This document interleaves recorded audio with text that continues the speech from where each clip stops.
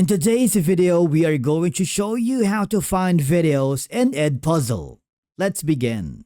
Now, the first thing that you need to do is log in using your credentials, and you want to make sure that you are using a teacher account.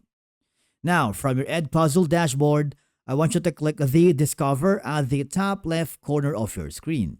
This is where EDPuzzle's video library lives, including content from YouTube, Khan Academy, and a lot more.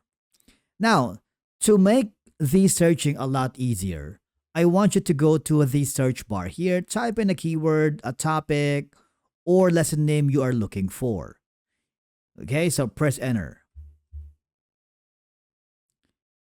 Now, you see, it will give you some most relevant videos faster. For example, we are going to choose the first one. Okay? If you click on it, what will happen is you will be forwarded to the editor.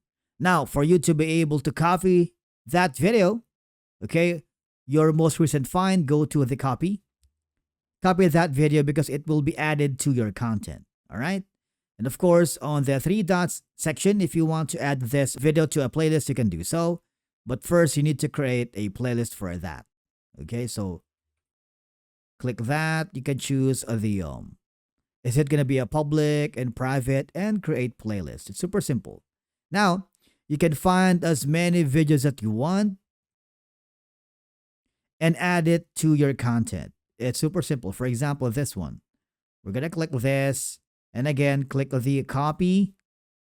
It's set to private, so we're going to go back again here. Let's type in another one. For example, this video. Copy. And then go back again to your dashboard and go to your My Content. And basically, these are going to be the videos that you have saved to your content. And basically, that's it for today's video on how to find videos here in EDPuzzle. Thank you so much for watching. We will see you again in the next one.